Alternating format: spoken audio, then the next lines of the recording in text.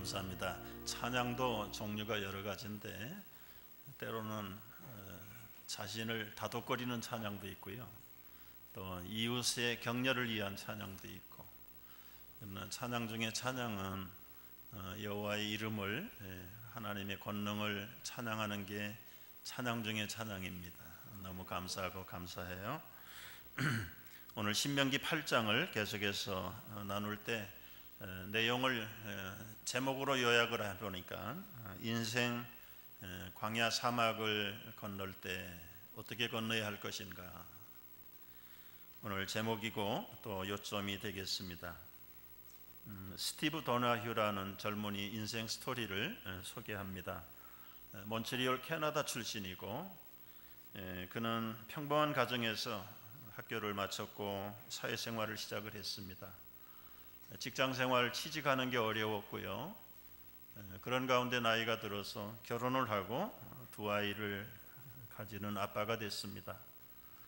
행복해야 될 가정이 그만 파탄이 되고 두 아이를 키우는 그런 홀로 된 아빠가 되었습니다.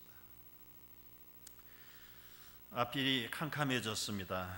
내 인생이 도대체 왜 이렇게 수렁에 빠지는가? 어디로 가야 할 것인가? 앞길이 보이지 않습니다. 해답이 없습니다. 인생 광야에 갇혔다고 생각을 하니까 너무 암담해요. 그런데 그 고민하고 절망하는 스티브 머리에 20대에 한 달 동안 사하라 사막을 여행했던 생각이 스치고 지나갔어요. 내가 그 사막에서 한 달 동안 얼마나 힘들었는가. 보니까 인생살이가 마치 망망한 사막을 건너는 것이구나. 그래서 오래 묵은 여행 일지를 꺼내서 사막의 여행을 회고하기 시작을 했어요. 그리고 거기서 메모했던 것들을 자기가 글로 써서 출판을 했는데 의외로 베스트셀러가 되었습니다.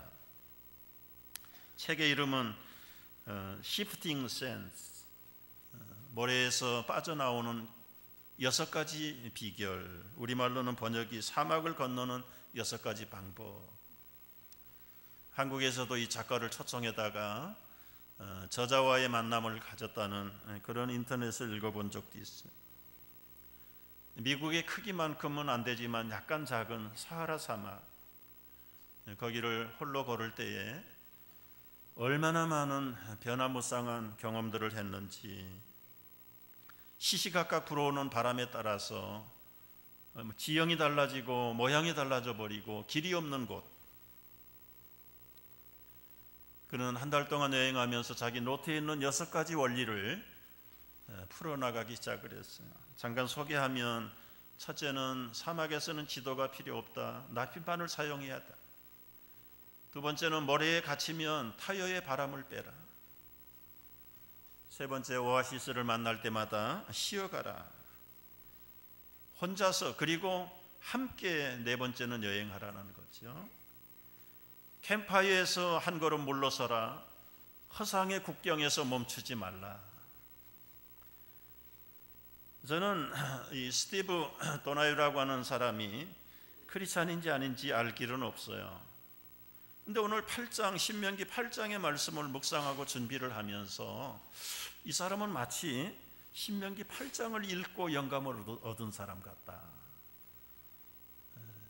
그러면서 이제 한 달 동안 사막을 여행하고 베스트셀러가 됐는데, 모세는, 신명기를 저작한 모세는 광야에서 몇 년을 체험한 사람인가? 미디안 광야에서 40년, 이스라엘 백성들이 돌아서서 40년, 80년을 광야에서 이끌었던 베테랑 중에 베테랑 모세가 오늘 우리 인생의 광야 사막을 건너가는 인생들을 향해서 부탁한 원리가 바로 이 스티브 도나휴라고 하는 젊은 작가가 그 요점을 캐치했더라고요. 그래서 이 두 사람의 경험과 오늘 본문의 말씀을 좀 믹스해가면서 오늘 말씀을 좀 풀어가기를 원합니다. 첫 번째 원리가 뭐라고 그랬어요? 지도를 따라가지 말고 나침판을 사용하라. 요즘 자동차 여행의 필수품은 내비게이션입니다, 여러분. 그런데 사막에서는 내비게이션이 무용지물이에요. 길이 없는데요. 길이 있다고 해도 바람 불면 길이 없어져 버리는데요. 그렇다고 지도책을 가지고 가봐야 목표가 없어요. 허벌판 동서남북, 미국이 동에서 서까지 마일로는 제가 잘 모르겠어요. 6,400km인데 사하라 사막이 5,000km예요. 5,000km. 거기에 지도책을 들고 간들 방향을 알 수 있습니까? 무슨 건물이 있습니까? 나무가 있습니까? 산이 있습니까? 그러니까 지도책은 필요 없고 거기서는 오로지 방향을 가르치는 나침판만 가지고 가요. 나침판. 근데 모세는 우리 인생의 광야 사막을 지날 때 우리에게 영적인 나침판을 가지라고 수없이 빈번하게 말씀을 하고 계세요. 오늘 1절 말씀에 보면 그 부탁이 나와요. 오늘 내가 명하는 모든 명령을 너희는 지켜 행하라. 그리하면 너희가 살고 번성하고 그 맹세한 땅의 목적지에 들어가서 그 땅을 차지할 것이다. 지도책이 필요 없어요. 하나님이 모세를 지도책 들려서 보낸 거 아닙니다. 그냥 말씀 한마디를 붙들고 모세는 이스라엘 백성들을 끌고 왔어요. 그런데 이 말씀의 나침판 앞에 순종하지 않을 때 10하루길이면 들어갈 수 있는 그 가나안 땅 앞에 와가지고 이스라엘 백성들은 겁이 나고 신앙을 잃어버려서 돌아서서 40년을 헤매는 그 내용이 신명기의 내용이잖아요. 우리가 인생을 살면서 여러분 수시로 만나는 것이 때로는 방향 감각의 상실입니다. 우리 인생에 내비게이션이 있으면 얼마나 좋을까요? 그런데 때로는 내비게이션이 통하지 않는 일들이 수시로 일어나요. 이 스티브 도나이는 그의 책에서 이런 고백을 했어요. 난 어릴 때 그저 정기교육 과정에서 충실했을 뿐입니다. 어른들이 시키는 대로 그저 교과서 공부만 열심히 했고 학교 생활만 충실히 하면 다 되는 줄 알았습니다. 내 관심이 무엇이고 내가 평생 해야 될 목표가 무엇인지 내 마음속에 나침판을 읽는 방법을 몰랐습니다. 그래서 지금도 내가 하고 싶은 일, 그 나침판이 가르치는 곳을 찾으려고 고생을 하고 있지만 계속 헛돌고 방황할 뿐입니다. 아주 진솔한 고백을 한 거예요. 세상이 가르쳐주는 대로 교육하고 충실하게 모범적으로 살면 인생에 문제가 없을 것 같은데 그렇게 살았는데 갑자기 예고치 못한 절망이 그 앞에 사막으로 나타날 때 그는 어찌할 바를 몰랐다는 거예요. 학교 교육만 가지고 되지 않더라는 거죠. 인간의 상식만 가지고 되지 않더라는 것이죠. 하나님의 말씀은 우리 삶의 지침이 되는 줄을 믿으시기 바랍니다. 말씀은 구체적으로 우리에게 1, 2, 3, 4로 가르치지 않습니다. 그러나 이 말씀이 나침판이라는 말은 구체적인 가이드라인은 안 주지만 아주 굵직한 아젠다는 주는 거예요. 예를 들어 볼까요? 오늘 주일날 교회 오실 때 무슨 옷을 입고 갈까? 성경이 아무리 찾아봐도 말하지 않습니다. 흰 옷 입어야 되느냐, 검정 옷 입어야 되느냐, 뭐 그저 캐주얼을 입어야 되느냐, 정장을 입어야 되느냐, 구체적으로 세부적으로 성경을 가르쳐주지 않지만 나침판이 되는 원론 같은 말씀은 우리에게 가르쳐줘요. 뭔가요? 거룩한 옷을 입으라는 거예요. 내가 취직을 할까 사업을 할까 성경 아무리 뒤져보세요 없습니다. 그러나 굵은 원론과 같은 나침판을 주는데 때로는 세부적으로 얘기할 수도 있어요. 아무 도시에 가서 1년을 유하여 장사하여 이익을 보리라 하는 자들아 들으라. 너희 생명이 무엇이냐? 여러분 무엇이 잘못입니까? 도시를 결정하는 게 잘못입니까? 기간을 정하는 게 잘못인가요? 비즈니스를 할 것인가? 직장에 취직을 할 것인가? 그게 내 마음대로 하는 게 잘못인가요? 그거 아니에요. 뭘 해도 괜찮다 이거예요. 그러나 내 생명이 무엇이냐? 내 생명이 안개와 같은데 주님의 뜻이라면 이것도 하고 저것도 하고 취직을 하든 비즈니스를 하든 주님이 원하시는 뜻이라면 아무 것이라도 하라는 거예요. 물론 거기에 이제 일반적인 교육이 적용돼야 되겠지요. 나의 적성이 뭐냐, 우리 아들 딸들의 은사가 뭐냐, 탤런트가 뭐냐, 하나님이 원하시는 길이 무엇인가를 바로 읽지 못하면 우리는 계속해서 길을 잃어버리고 사막에 갇힌 자가 됩니다. 우리가 언제 완전히 준비해놓고 인생을 살았던가요? 여러분, 결혼 준비 완벽하게 해놓고 결혼한 사람 몇 사람이나 될까요? 어제 결혼한 우리 젊은이들은 완벽하게 준비를 했더라고요. 제가 보니까요. 그러나 대부분 엄마 아빠들 세대 보십시오. 아이들을 잘 길러가지고 자신 있게 육아법을 공부하고 나서 자식 얻은 사람이 어디 있어요? 여러분, 우리 인생에 대비가 있을 수가 없어요. 여러분, 사업이 지금 영원히 탄탄하라고 보장하십니까? 여러분의 직장이 여러분의 평생 직장이 될 것 같습니까? 예고 없이 어느 날 끊어지는 날은 무슨 대비를 세워놨습니까? 대비가 뭐가 있나요? 구체적으로 성경은 우리에게 말하지 않지만 그러나 아주 기둥과 같은 말씀들을 우리에게 가르치세요. 무슨 일을 만나든지 염려하지 말라. 너희의 구할 것을 감사함으로 하나님께 아뢰라. 그리하면 평강의 하나님이 너희의 마음과 생각을 지키시리라. 이게 원칙적인 말씀, 그것이 맵북이 아니에요. 우리 인생의 광야를 건너갈 수 있는 이 나침판에 해당되는 말씀이 하나님의 말씀이다. 그래서 이걸 일찍이 깨달은 우리 시편의 선배는 119편 105절에서 뭐라고 말씀을 하세요? 너무 유명한 말씀 다 같이요. 주의 말씀은 내 발의 등이요 내 길의 빛이니이다. 캄캄합니까? 모래밭에 빠졌습니까? 사막에 갇혔습니까? 갈 길이 보이지 않을 때 말씀의 등불을 켜세요. 말씀의 길을 붙잡으십시오. 두 번째, 사막을 건너는 비결은요, 모래에 빠질 때 타이어의 바람을 빼라는 거죠. 저도 언젠가 이 잔스비치에 차를 몰고 간 적이 있어요. 잔스비치 지나서 그 못에 팍 가는데 중간쯤에 보면 오른쪽으로 그 모래밭에 빛이 들어가도록 문이 열려 있는 그 비치가 있어요. 보니까 여러 차들이 들어가서 가족들하고 거기서 캠프하고 수영도 해서 저도 거기에 가감하게 들어갔지요. 슬슬 달릴 때는 그저 잘 돌아다니는데 한 군데 섰다가 구경하고 나서 가스 페달을 밟았더니 모래에서 바퀴가 헛돌기 시작을 했어. 빨리 밟으면 빨리 밟을수록 눈밭에 빠진 것처럼 구덩이가 더 커집니다. 뒤로 뺐다가 앞으로 아무리 시도해도 그 자리를 벗어나지 못해요. 할 수 없이 내려가지고 저쪽에 텐트에 가서 삽을 빌려다가 이 모래에 얹혔어요. 차가요. 그걸 눈 치우듯이 날은 덥지요, 힘은 빠지지요.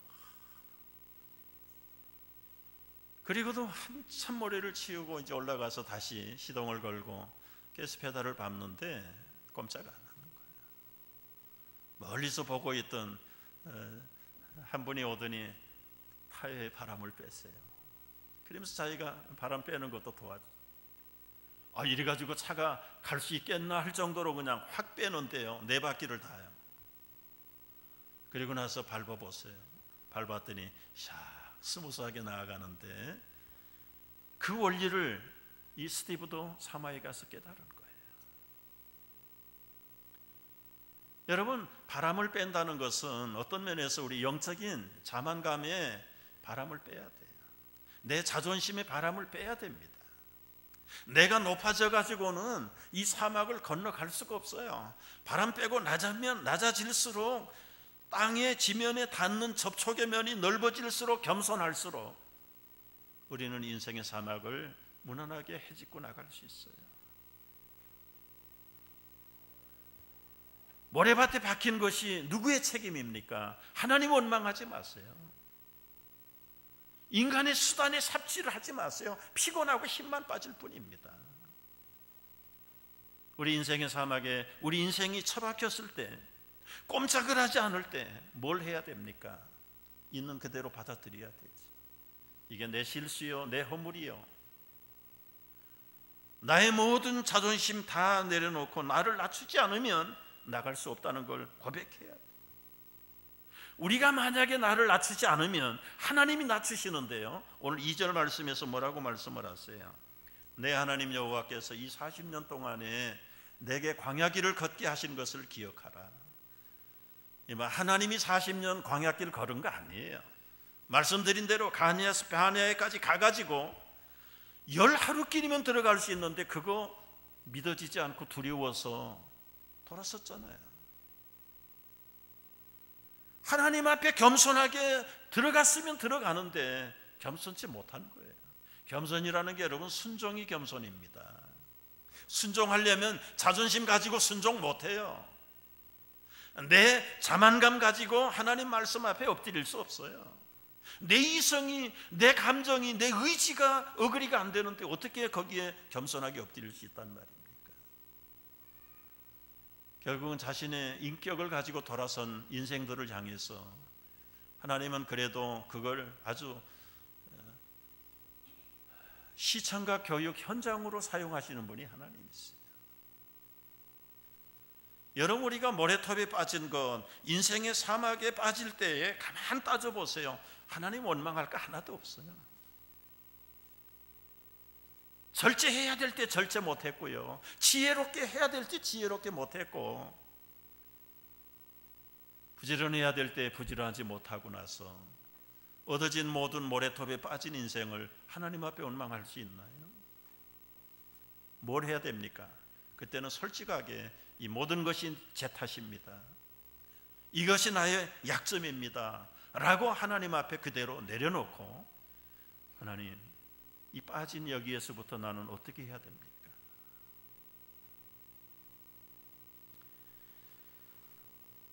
하나님이 우리를 광야의 모래턱에 빠지게 한 것은 우리를 시험하시, 내 마음이 어떠한지, 하나님 말씀을 지키는지 안 지키는지 알려 하심이라. 여러분, 우리가 그렇게 되지 않기를 바라지만 혹시 여러분의 인생이 지금 사막의 모래톱에 빠져 있지 않습니까? 그렇다면 문제가 무엇인가를 빨리 찾아내십시오. 그리고 있는 그대로 인정하고 받아들이십시오. 그리고 하나님께 지혜를 구하십시오. 겸손한 자를 하나님이 기뻐하신다고 하셨고, 교만한 자는 물리치신다고 하셨습니다. 세 번째 원리는 오아시스를 만날 때마다 쉬어가라는 것입니다. 여러분, 사막을 걷는 사람들에게 유일한 희망은 오아시스 만나는 길이죠. TV에서 가끔 볼 수 있는 광경들이에요. 저런 오아시스를 만났을 때 대부분의 사람들의 행동은 한 가지입니다. 그릇에 떠가지고 물 마실 겨를이 없어. 그냥 퐁당 뛰어 들어가는 거예요. 퐁당 뛰어. 얼마나 수분이 탈진이 됐는지. 여행자들에게 오아시스는 생명입니다. 생명. 저걸 만나지 못하면 거의 죽음과 직결되어 있어요. 그런데 우리 이민자들이 인생 사막을 가면서 오아시스를 가끔 만나요. 만나는데 바쁘다는 핑계로 패스. 7 to 9입니다. 무슨 말인지 아시는 분만 알아요. 아침 7시부터 저녁 9시까지 7 to 9. 국가 공휴일 1년에 3번, 그것도 제대로 쉬지 못하는 사람들이. 여러분, 오아시스는 찾는다고 찾아지는 게 아니에요. 만들어야 되는 거예요. 만들어야 돼. 우리 한국 사람들 여행 패턴하고 여기 서양 사람들의 여행 패턴이 다른 점이 뭡니까? 우리 한국 분들 3박 4일 여행했다 그러면 여행이 아니라 마일리지 높이기 게임입니다. 그냥 3박 4일에 5,000마일 달렸다. 가서 증명사진만 찍고 온 거예요. 그러니까 갔다 와가지고 휴가인데 여행인데 몸살 나고 입이 불어 터지고 피곤해가지고 직장에도 못 가는 그런 결과도 만들어내. 우리 한국 분들은 한 곳에 진득하게 있을 체질이 못 돼. 그냥 빨리 가서 눈도장 찍고 또 다른 데로 뛰고. 그런데 이제 서양 분들 휴가 패턴은 그렇지 않잖아요. 우리가 봐도 별로 볼 곳도 없는데요, 거기에 일주일씩 2주일씩 거기서 머물러. 그리고 하는 일이 그저 산책하고 풀 한 포기 나뭇잎 하나씩 만져보고 묵상하고 가족들하고 담소하고 몸도 마음도 아주 릴렉스하면서 새로운 어떤 창의력을 만들고 생산적인 파워를 받고. 하나님은 방황 없이 떠돌아다니는 이스라엘 백성들을 강제로 앉혀놓고 쉬게 하셨어요. 쉴 수밖에 없어요. 탈진이 됐는데, 목말랐는데, 먹을 게 없는데 어디를 뜁니까? 못 뛰지요. 그럼 하나님은 그때를 이용하셔서 만나를 먹이고, 그리고는 반석에 생수를 주고, 때로는 마라에 쓴물을 단물 만들게 만들어서 실컷 먹게 만들고, 불신앙을 신앙으로 바꾸는 작업들이 거기에서 일어나는 거예요. 엘림의 종려나무 숲에서 그들은 그야말로 타오르는 태양빛에서 하나님의 작품이 얼마나 신선한가를 배우게 만들고, 종려나무가 없을 때는 구름 기둥을 차일로 만들어서 그 태양으로부터, 직사광선으로부터 백성들을 보호하고, 밤에는 추위로부터 불기둥을 밝혀서 방향을 만들어주고 그 얼어붙는 몸들을 따뜻하게 녹여주고. 하나님은 언제나 오아시스에서 쉬기를 원하시는데, 이 백성들은 스스로 하나님이 주시는 그 오아시스를 마다하고 그저 우리의 힘으로 하려고. 시편 127편에 보면은 부를 축적하는 일반적인 원리에 대해서 말씀을 하세요. 어떻게 하면 부자가 되는가? 일반적인, 꼭 예수 안 믿어도 부자 되는 비결은 뭐냐면 근면이에요. 근면. 아침에 일찍 일어나고 저녁에 늦게 누워도 사랑하는 자에게는 잠을 주시는데, 이 사랑하는 자는 누굽니까? 하나님 사랑하는 자에게는 그렇게 열심히 부지런히 일을 해도 평화를 주시고 평강을 주고 안정을 줘서 걱정 근심 없이 잠잘 수 있는데, 하나님이 없는 인본주의의 근면은 여러분 근심만 가지고 잠을 못 잡니다. 수입이 늘고 재산이 늘어나는데도 잠을 못 자요. 불면증에 걸리는 거예요. 불면증에 걸리는 거예요. 무엇이 진정한 부의 비결이, 축적의 비결입니까?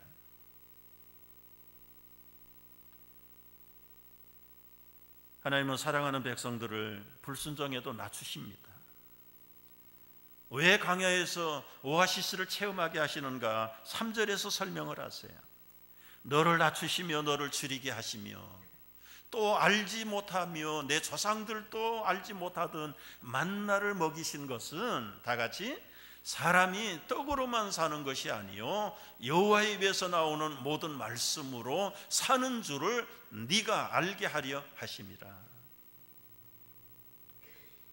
여러분, 하나님께서 왜 오아시스를 만나서 만나를 먹고 생수를 마시게 하는지, 우리의 손으로 벌어먹어 우리가 일을 해서 근면해서 돈을 벌고 사는 것이 아니라는 것을 이 오아시스를 통해서 경험하게 하시고 깨닫게 하시는 게, 깨닫게 하시는. 어찔러 나가는 사람은 여기다 이제 또 반문을 할 수 있겠죠. 그러면 손 맺고 아무것도 안 해도 하나님이 만나 주시고 먹이시나요? 먹이긴 먹이는데 천국 가서 먹일 겁니다. 여러분, 우리는 잘 말씀을, 그 요점을 이해할 필요가 있어요. 문제는 우리 인생 사막길에 오아시스가 언제 나타나는가, 그게 문제예요. 근데 기다리는 사람에게는 이 영적인 오아시스가 나타나지 않아요.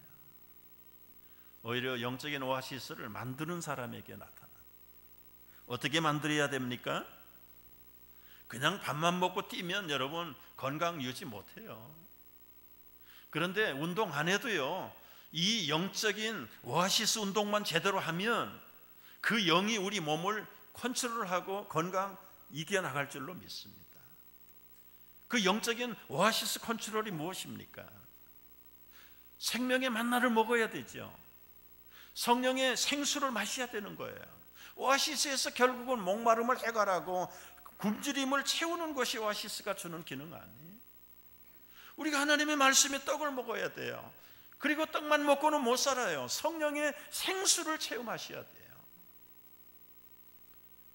우리 작년 교육위원회가 참 수고를 하셔가지고 이 말씀 카드를 매주 하나씩 여러분에게 드려요. 또 한때는 신약성경, 구약성경 우리 이메일로 매일 분량을 발송해 주어서 가정에서 차에서 듣고, 이런 훈련들이 우리가 영적으로 만나를 먹는 시간들이에요. 틈틈이 성령의 생수, 기도를 통해서 생수를 채웁니다.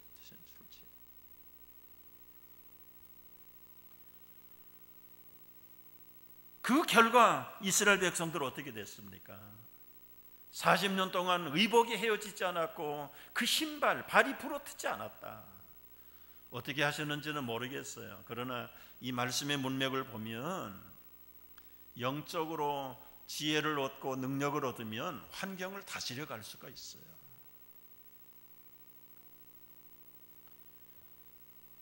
여러분, 네 번째 원리는 무엇입니까? 혼자서 그리고 함께 여행하라. 혼자서 그리고 함께. 말이 좀 안 맞는데 맞는 말이. 사막은 혼자 갈 수 없어요. 혼자 가는 건 죽음을 부르는 길이에요. 그래서 함께, 옛날에는 캐러반들이 모여서, 대상들이 모여서 사막을 건너기도 하고, 지금도 사막을 탐험하는 사람들은 혼자는 가면은 죽는 겁니다. 캘리포니아 사막에 부부들이 차 타고 들어갔다가 차가 고장이 나가서 죽었어요. 2주 만에 발견했는데 남편은 죽었고 부인만 살아났더라고요. 그래서 어차피 팀 멤버들을 동행해야 되는 게 사막의 여행이에요. 여러분, 우리 인생의 사막을 혼자 건널 수 없습니다. 그래서 배우자가 필요해요. 때로는 가족이 필요해요. 때로는 동행자가 필요한 것도 사실입니다. 그런데 이 스티븐은 이 광야에 팀 여행을 해보다가 낭패를 당한 경우들을 많이 적어놨어요. 처음에는 친절한 동행자인 줄 알았더니 나중에 가봤더니 다 훔쳐가고 잘못된 길로 인도해서 궁지에 빠뜨리고. 우리 인생 사막에 그런 동행자들이 얼마나 많습니까? 그렇다고 떼버릴 수 없어요. 혼자 가면 죽는 거예요. 혼자 갈 수 없어서 동행이 필요한데 궁극적으로는 혼자다. 혼자. 그래서 인생 사막은 외로운 법이고 고독한 법이에요. 그 고독과 외로움을 최소한 줄이기 위해서 배우자를 붙여주었고 가족을 붙여준 거예요. 그러나 궁극적으로 보십시다. 결국 사람은 홀로 남는 거예요. 아무리 사랑하는 부부라도 언젠가는 떠나요. 우리 어머니 아버지들 다 떠났어요. 이제 우리 부모들도 떠날 차례가 됐어요. 그러나 혼자서는 인생을 건널 수 없는데 하나님의 백성들은 결코 혼자냐? 혼자는 아니에요. 그래서 우리 현대인들은, 우리 김영석 교수가 오래전에 만들어낸 단어가 있잖아요. 군중 속에 고독한 사람들이 현대인들이지. 사람은 많은데 언제나 외로운 사람들, 그게 인생의 본질이에요. 그러나 여러분, 외로움과 고독에 쩔어 있는 사람은 그건 비생산적인 사람들입니다. 나가지 못한 사람들이에요. 우리는 홀로지만 홀로가 아니에요. 그 증거가 무엇입니까? 여기 6절 이하의 말씀을 가만 보면은요, 내 하나님 여호와의 명령을 지켜 그의 길을 따라가며 그를 경외할지라. 여기서 쓰는 인칭 대명사는 단수가 아니고 다 복수를 쓰셨어요. 너희 하나님 여호와의 명령을 지켜라. 광야를 가긴 가는데 홀로 가는 거 아니다. 공동체가 가는 것인데 궁극적으로는 네 하나님이다. 여러분, 이스라엘 200만이 넘는 그 많은 사람들이 있었지만 궁극적으로 끝에 남는 사람 두 사람밖에 없었어요. 여호수아 갈렙밖에 없었어요. 하나님의 말씀만 믿고 따라가는 자들은 외로운 것 같은데, 홀로 고독한 길을 가는 것 같은데, 하나님과 동행하는 자는 끝까지 완주하고 승리할 줄로 믿으시기 바랍니다. 오늘 7절 이하의 말씀들을 보면은요, 그곳은 골짜기든지 산지든지 시내든지 군천이든지 샘이 흐르고 밀과 보리와 소산지요 포도주 무화과 석류 감람나무 꿀의 소산지라. 엄청나게 풍성한 건 먹을 것이 많고 모자람이 없고 부족함이 없는 땅이고, 그 땅의 돌은 철이고 산에는 아주 그리가 동이 너무 많고, 먹어서 배부르고 내 하나님 여호와의 옥토를 내게 주셨는데 그것 때문에 하나님을 찬송하라는 거예요. 홀로 가는 것 같은데 주님과 동행해서 가보니까 사방의 보석들이 지천에 깔렸다는 거지. 여러분, 우리 하나님의 사람들은 가는 길도 좁고요, 찾는 사람도 많지 않고요, 길도 협착해서 힘들기요. 그 좁은 문 좁은 길로 가는 사람들, 겉으로 볼 때는 야, 시대에 뒤떨어진 사람, 그리고는 좀 생각이 모자라는 사람. 그러나 여러분, 결코 그렇지 않습니다. 우리가 선교사들을 위해서 기도하다가 볼 때 가끔은 어떤 선교사들을 위해서 기도하다 보면 막 통곡을 할 때가 있어. 그렇잖아요. 그 외로운 데서. 그런데 그들은 결코 외로우면, 우리가 생각하는 것만큼 외로우면 못 가죠. 그 길을 못 갑니다. 안 갑니다. 사람들은 자기를 외롭게 생각할는지 모르나 홀로 가는 길이 아니기 때문에, 주님과 동행하는 길이기 때문에 가는 곳마다 영적으로 얼마나 많은 풍성한 보물들이 지천에 깔렸는지 그걸 먹고 손으로 만져보고 체험을 해보니까 그 길을 양보할 수가 없고 안 갈 수가 없는 길이 그 길이에요. 우리 수요일날 과테말라 단기 선교 갔다 온 실버 선교사들 보고할 때 장님이 눈 떴다는 이야기 이번에 또 들었잖아요. 또 들어요. 지난번에는 기가 먹어서 이 말을 못하는 농아가 말을 하고 기가 풀리고 말이죠. 그걸 현장에서 체험한 사람들이 그 특권을 빼앗기겠어요? 양보하겠어요? 홀로가 아닙니다. 주님의 능력이 함께 하시고 주님의 임마누엘 능력의 권능이 함께 하시는 줄을 믿으시기 바랍니다. 그래서 주님은 마지막 승천 직전에 우리에게 이런 말씀을 남기셨잖아요. 모든 민족에게 가라, 너는 가라. 볼지어다 내가 세상 끝날까지 너희와 항상 함께 있으리라. 이 한 말씀, 임마누엘, 정말 I'll be with you라고 하는 이 말씀 한마디만 붙들고 가면 여러분, 인생이 광야고 외롭고 사막이라 할지라도 결코 외롭지 않습니다. 결코 고독하지 않습니다. 홀로 가는 그 사람에게 어떤 능력을 주십니까? 여기 뭐 꿀을 주고 철을 주고 구리를 주고 은금이 많아지고, 그걸 마가복음 16장에서는 뭐라고 설명하는지 아세요?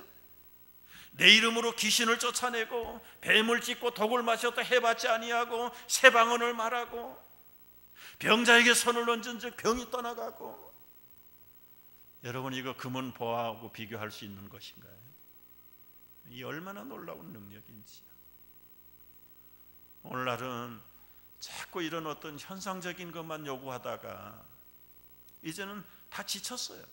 너무 많아가지고 지친 거예요.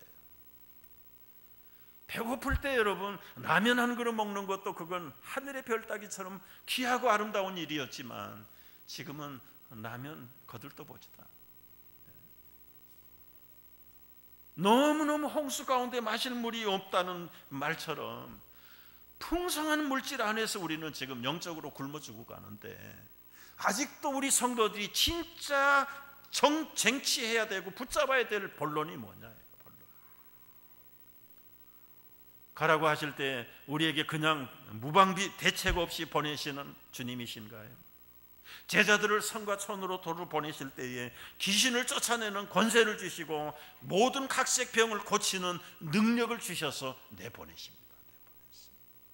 근데 우리는 이걸 붙잡아야 되는데 이건 안 붙잡고 이제는 다 손으로 놓쳐버리는 것들, 너무 많고 쌓여가지고 배부르고 마실 것이 지천에 깔려있고, 그러니 우리는 현실에 안주할 수밖에 없다. 여러분, 우리는 임마누엘의 주님의 약속을 믿고 찾는 이가 없어도 가야 됩니다. 가야 돼요. 이 사막길 가기 싫어서 안 가면 어떻게 되는 겁니까? 다섯 번째 원리는 캠프에서 한 걸음 멀러서라고 이제 캠프파이어였어요. 사막의 밤은 춥습니다. 인생의 사막도 때로는 뼛속까지 추위가 옵니다. 영혼이 얼어붙을 때도 있습니다. 그런 추위에 떠는 나그네들에게 이 모닥불, 캠파이어는 얼마나 따뜻한 안식처입니까? 온몸을 녹여줍니다. 편안합니다. 그렇다고 목적지를 향해서 길을 떠나는 나그네가 그 캠파이어 앞에서 일생을 보낸다면 이거는 말이 안 되는 소리지요. 여러분, 우리는 모국을 떠나서 이민 광야길까지 온 사람들이에요. 여기 와서 우리의 목표가 뭡니까? 1차 목표는 아메리칸 드림이에요. 아름다운 편리한 주택 가지고 그저 편안하게 사는 거. 소수민족 중에서 제일 먼저 집을 장만한 사람들이 코리안 이민족. 통계를 다 잊어버렸어요. 다른 민족들은 13년, 14년 걸려야 되는데 우리 한국 이민자들은 6년 반이면 자기 집 다 마련. 좋은 일이죠. 좋은 일이에요. 집도 웬만큼 눈들이 높아가지고 웬만한 집은 집으로 생각을 해요. 그래서 집에는 나 이름도 자꾸 잊어버려요. 벽난로 영어로 뭐라고 그래? 파이어, 하여튼 뭐 그런 거 있는 집 선호하잖아요. 그런 거 있는 집. 스위밍풀 딸린 집 선호하잖아요. 맨발로 돌아다닐 수 있는 잔디밭이 딸린 집 선호하잖아요.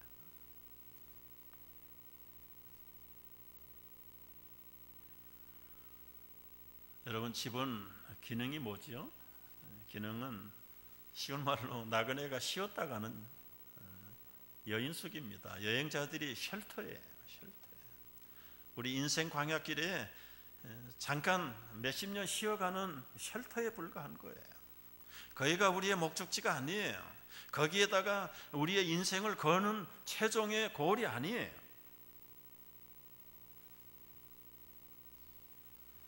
파이어플레이스가 여러분 우리의 르망입니까? 종일 파이어플레이스 앞에서 그냥 흔들의자에 앉아있기를 원하십니까? 그러기를 원하면 제가 그런 데 모셔다 드릴게요. 텔레비전 보면 저 요양소에 가면, 요양소에 보면 아침에 그 파이어플레이스 앞에다 갖다 놓고 저녁에 모셔갈 때까지 하루 종일 거기 있는 거예요. 그러기를 원하세요? 건강하고 젊은데 파이어플레이스에서 몇십 분이면 되지 그걸 평생 거기서 보낼 겁니까? 우리가 한번 좀 어느 게 본론인지를 생각을 해보셔야 돼요. 오늘 말씀하세요. 너희 은금이 증식하고 가축들이 늘어나고 아름다운 집을 짓고 거주하게 되고 소유가 풍부하게 될 때 내 마음이 교만하고 여호와 하나님을 잊어버릴까 염려. 여러분, 집이 늘어나고 재산이 늘어나고 은행에 잔고가 많아지고 사업은 잘 되고 그럴 때 거기에 안주해가지고 영원히 거기서 살 거냐 그 말이에요.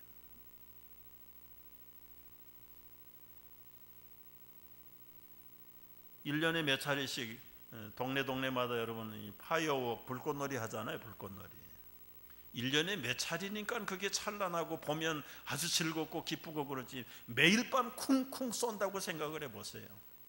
아마 안면방에 수면방에 노이로제 걸리는지 모를 거예요. 잔치를 하고 축제를 하는 것도 1년에 몇 차례지요. 매일 잔치하면 그거 아마 못 견딜걸요. 지금 요점이 무엇입니까? 편안한 현실에 안주하지 말라는 거예요. 캠프파이어에서 일생을 보낼 생각하지 말고요. 왜요? 나그네는 목적지를 향해서 가야 될 사람들이지 우리가 여기에 머물러 있을 사람들이 아니란 말이죠. 마지막 결론입니다, 여러분. 허상의 국경에 머무르지 말라. 사막은 끝이 없지요.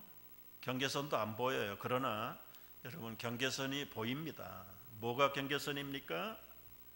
고단한 몸 오아시스에서 먹고 잘 쉬었으면 이제는 떠날 경계선이 된 거예요. 피곤한 몸 안식을 회복했으면 거기에서 사막에서 평생을 살 겁니까? 이제는 목적지를 향해서 가는 거지. 그게 경계선을 만드는 거예요. 그런데 사막에서 여행자들이 조심해야 될 건 뭐냐면 신기루. 사막에서 반사되는 그 높은 열과 공중에서 비치는 햇빛 때문에 허상이 보이는 거예요. 물은 없고 갈 길은 멀고 저 멀리 아주 생수가 보입니다. 그래서 저 신기루를 쫓아서 가요. 가면 갈수록 멀리 더 도망가는 게 신기루예요. 그래서 결국은 저 신기루 쫓아가다가 허상을 보다가 다 탈진해서 쓰러지게.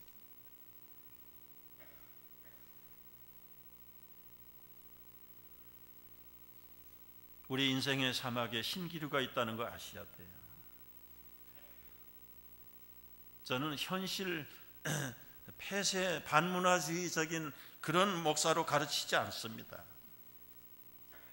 그러나 성경의 근본적인 원칙을 보면 보이는 것은 잠깐이고 보이지 않는 것이 영원한 것을 깨닫기를 바랍니다. 우리가 이 인생의 신기루에 속아가지고 거기에다가 영원히 안주할 만한 자리를 잡는 사람들이라면 여행은 언제, 목적지는 언제 갈 건데? 못 가는 거죠. 스스로 변화의 사막을 건너야 돼요. 지금 머무는 것은 신기루 같은 허상에 속아서 머물 수가 없어요. 우리가 새로운 비전랜드를 참 짓기를 원하고 정성을 다하지만 그게 우리의 최종의 목적지는 아니에요. 여러분의 가정이, 여러분의 인생의 현실이 목적지인 것 사실이지만 그게 최종의 목적지가 아니듯이, 그렇다면 우리의 최종의 목적지는 어디입니까? 아까 말씀한 대로 그야말로 온 은이 많고 동이 많고 감람나무 열매 수많은 소출이 많지만 영적인 젖과 꿀이 흐르는 땅. 여러분은 이 세상을 부정하고 반문화주의로 살 사람이야. 이곳에 하나님의 나라를 만들어야 되는데, 우리 지기도문에도 보면 말씀하잖아요. 하나님의 나라가 우리에게 임하기를 위해서 기도하라고. 이 땅에 하나님의 나라를 세우기를 위해서 기도하라. 우리에게 주신 환경과 모든 배경들과 그리고 능력들을 통해서 우리가 이 허상의 국경에 머무르지 말고 실제 하나님의 나라를 세워가자는 거예요. 눈에 보이는 것들은 허상입니다. 허상이에요. 새 예배당 지으면 그 새 예배당이 사람 구원하나요?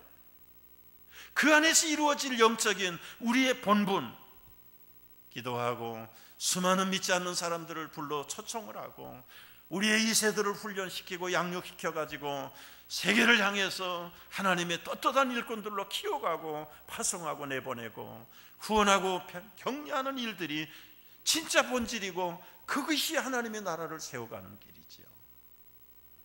그게 모자라서 우리가 15년 전에 기도했던 거 아니에요. 여러분, 이 세대를 훈련시켜야 되는데 훈련할 장소가 없어요. 지금도 파킹 2개 낫에다가 컨테이너 클래스룸 4개를 빌려다가 지금 한 달에도 몇천 불씩 내고 지금도 임대료를 내고 있잖아요.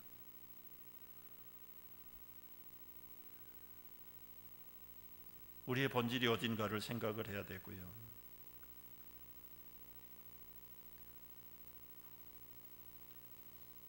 우리가 이런 일들을 다 할 때에 필요한 것들이 많죠. 그러나 오늘 결론을 역시 스티브 도나유라고 하는 사람 이야기로 믹스를 해서 끝을 내려고 하는데요. 그 캄캄했던 절망의 사람, 결국은 한 달 자기 여행 체험을 통해서 그는 일약 아주 베스트셀러의 작가가 됐을 뿐만 아니라 아주 그냥 돈에도 부자가 됐어요. 그리고 그의 아주 이 컨설팅, 얼마나 이 예리한 그 인생을 꿰뚫는 통찰력이 알려지면서 여기저기서 명강사로 초청을 받아서 지금 세계를 누비면서 이 컨설팅 디렉터를 일을 하는데, 제가 통계를 찾아보니까 AT&T, 그 다음에 뱅크 오브 아메리카, IBM, 그 다음에 P&G, 폭스바겐, 그 세계의 굴지의 컴퍼니들 컨설턴트로 지금도 일을 하고, 지금은 더 나가서 자기 영화를 만드는 영화 감독까지 하고 자기 세계를 탄탄하게 만들어가는 사람. 아까도 말씀드렸습니다만 이 스티브라는 사람이 크리스찬인지 아닌지 저는 몰라요. 크리스찬이면 더할 나위 없이 기쁘고요, 크리스찬이 아니래도 그가 신명기 8장을 못 읽었어도 읽은 사람같이 살잖아요. 우리는 듣고 배우고 얼마나 기가 따갑도록 매 시간마다 매 장마다 하나님 말씀대로만 살면 주님이 마련하신 그 아름다운 젖과 꿀이 흐르는 땅에 우리가 들어갈 것이라고 말했는데, 문제는 어느 정도에 가면 못 나간단 말이죠. 못 나가요. 자기 현실에 안주해 버리고 더 이상 가지를 못해. 더 이상 가지를. 거기가 목적지인 줄로 착각을 하고 거기에 주저앉아요. 더 나가려면 돈도 필요하죠. 시간도 필요하고 정말 무릎 꿇고 구하고 찾고 두드리는 영적인 노력도 필요한 거 사실인데, 그게 귀찮아서 그냥 주저앉는 거예요.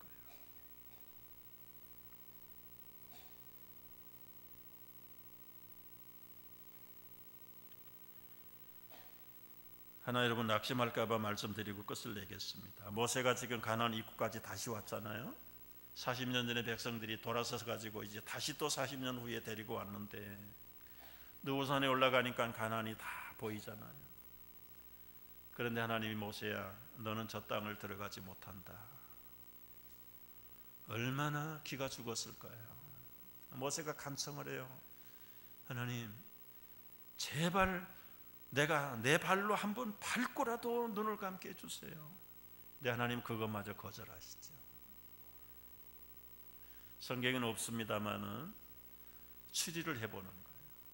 모세가 코가 석자가 빠져가지고 털썩 주저앉아가지고 고개를 들지도 못하고, 하나님이 와서 어루만지는 거예요. 모세야, 너 토라졌냐? 아니요. 너 저 땅에 못 들어가서 섭섭하냐? 아니요. 너 뭐 하고 있냐? 제가 섭섭해 보입니까? 아니요. 나는 저 가나안 땅에 못 들어가지만 하나님, 내가 가만 생각을 해보니까 지난 40년 나의 삶은 가나안의 삶이었습니다. 홍해의 길을 내신 하나님을 내가 언제 체험할 수 있었겠습니까? 만나를 먹여서 40년 동안 백성들을 먹이신 그 하나님을 내가 저 땅에 들어가서 체험할 수 있겠습니까? 반석에서 물을 내신 하나님, 그 하나님이 전능의 하나님 아니십니까? 크고 작은 엄청난 이적과 기적을 백성들은 불순종했지만 그럼에도 불구하고 부족한 이 종을 통해서 하나님 하게 하신 것, 그 현장에 나를 써주신 것, 그것이 천국의 체험이 아니고 무엇이겠습니까? 이것이 가나안의 삶이 아니고 무엇이겠습니까? 저는 가나안에 안 들어가도 가나안의 삶을 이미 다 받았습니다. 모세는 아마 능히 그러고도 남을 사람이죠. 여러분, 모세만 그러겠어요?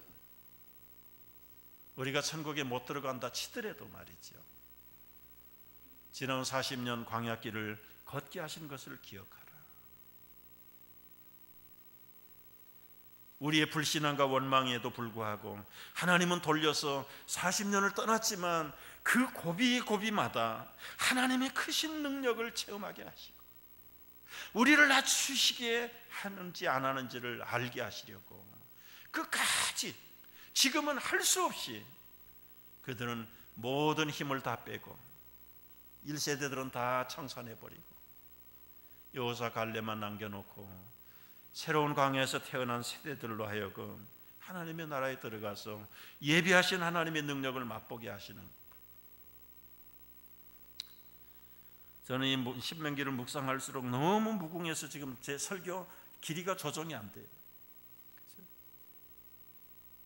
제가 하나만 더 말씀드릴게요. 재물에 관심이 다 많습니다. 주님의 일을 하려고 해도 재물이 필요한 것도 사실이에요.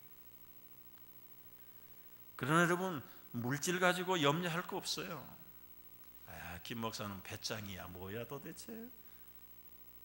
근데 제 생애 속에 일하시는 하나님을 보니까 그렇더라니까요.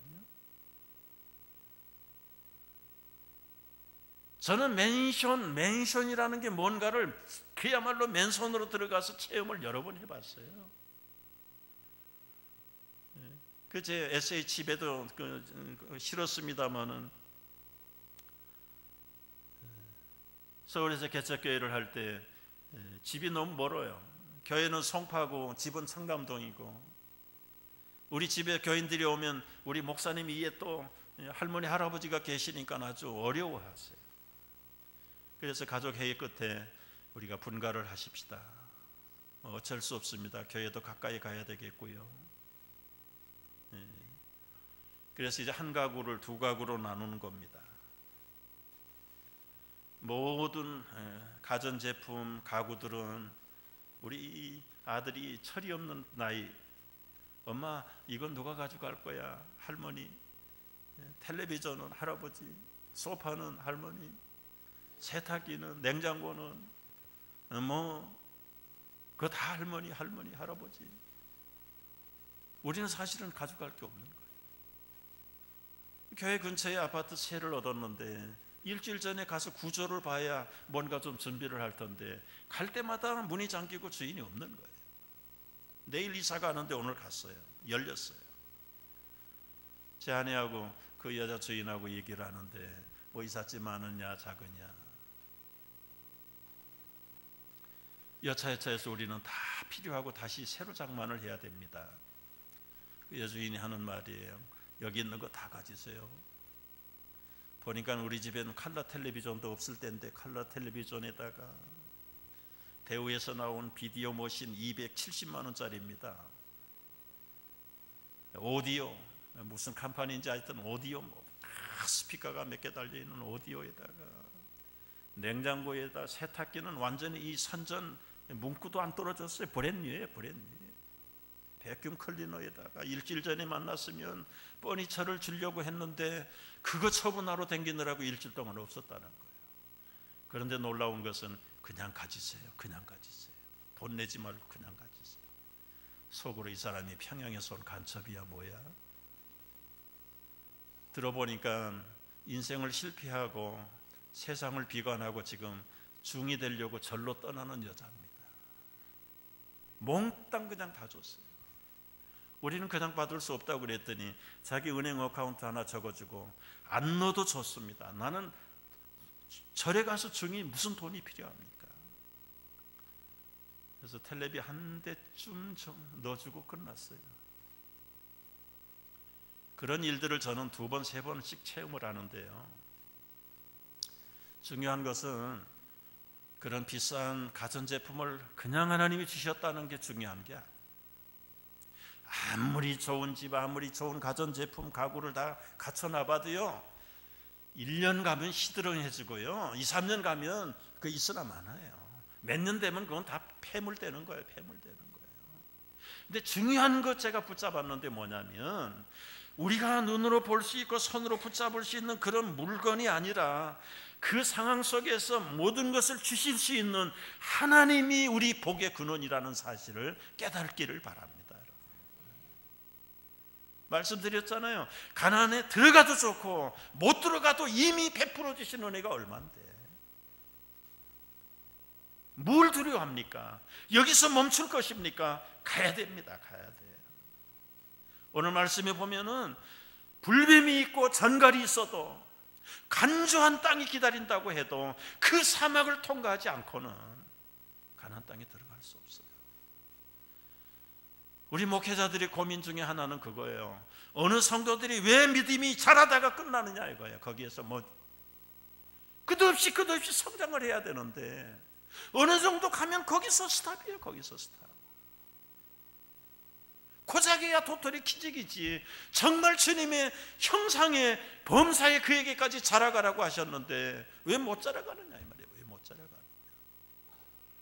우리가 현실에 너무 안주하기 때문에 영적인 세계보다는 현상의 세계에 집념이 많았어. 그러나 말씀하세요. 보이는 것은 잠깐이고 보이지 않는 것이 영원한 것이. 오늘 재물 얻을 능력을 주신 하나님이 귀하지 재물 자체가 귀한 거다.